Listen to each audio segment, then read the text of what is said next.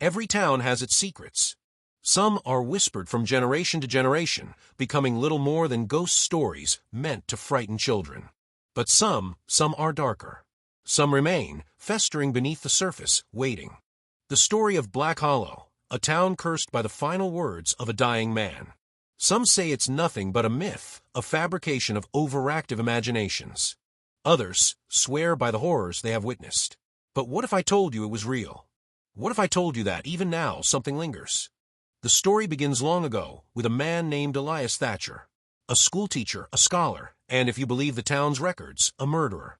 Elias Thatcher was a quiet man, a man who dedicated his life to education. He taught the children of Black Hollow, shared his books with the poor, and lived a modest life in the schoolhouse on the edge of town. But one fateful evening, the mayor's son was found dead, his body crumpled in the town square, a deep wound staining his coat. And standing over him was Elias. The town folks wanted justice. The mayor wanted blood. It did not matter that Elias swore he had found the boy like that he had tried to help.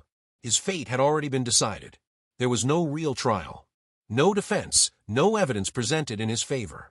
The town had made up its mind. The doctor swore the wound on the boy was inflicted by a blade, the same kind of blade found in Elias's quarters. The judge, a man with close ties to the mayor, declared the verdict in minutes, guilty. And so the sentence was set, death by hanging at dawn. Elias Thatcher did not beg. He did not weep. He did not curse the men who condemned him, nor the people who betrayed him. But just before the trapdoor opened beneath him, he spoke words that would haunt Black Hollow forever.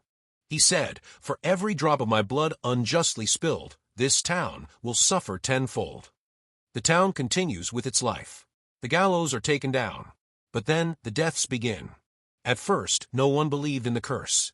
But then, the bodies started piling up. The mayor's wife, found dead in her sleep, her face frozen in terror. The town doctor who signed Elias' death warrant, drowned in his own home, though there was no water anywhere else in his home. His doors and windows remained locked from inside. The blacksmith who built the gallows fell into his own forge, his body reduced to ash. Coincidence? Perhaps. But the whispers had begun. Elias is watching. Some townsfolk saw a shadowy figure standing in the rain, watching their homes. Others heard whispers in the night, soft, sorrowful words that seemed to drift from nowhere. Some believed Elias was still there, walking the streets of Black Hollow, seeking justice from beyond the grave. Year after year, the deaths continued. Some were violent, unexplained death, bodies found with eyes wide in unspeakable horror. Others were subtle, a sudden heart attack, an unexplained drowning. But one thing was clear, Elias had not left. By the early 1900s, Black Hollow was a ghost town in every sense of the word.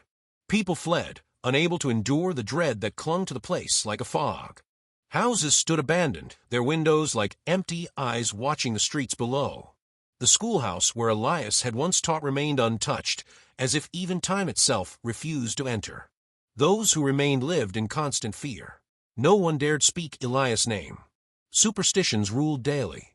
No one walked alone at night. Doors were locked long before sundown.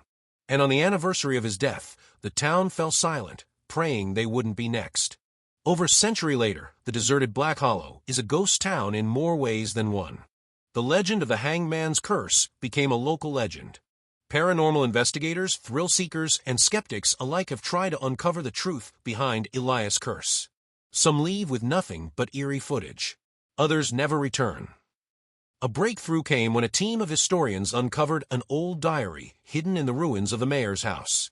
It does not belong to Elias, but to the real killer, a former town official who confessed that Elias Thatcher was innocent. The words scrawled inside confessed everything. The town had executed the wrong man.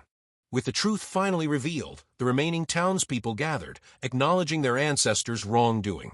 A memorial was built in his honor.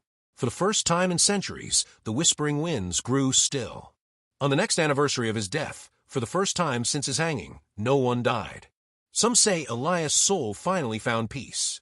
But some said, Elias still watches, waiting for justice to truly be served. Some curses fade, some scars remain, and some echoes of the past never truly leave us. Today, Black Hollow is a place of fascination. Some visit out of curiosity, others in search of ghosts. But those who stay too long often feel an unseen presence, as if someone is still watching. If you ever find yourself in Black Hollow, and the air turns cold if you hear your name whispered in the wind, do not answer. Some spirits never rest.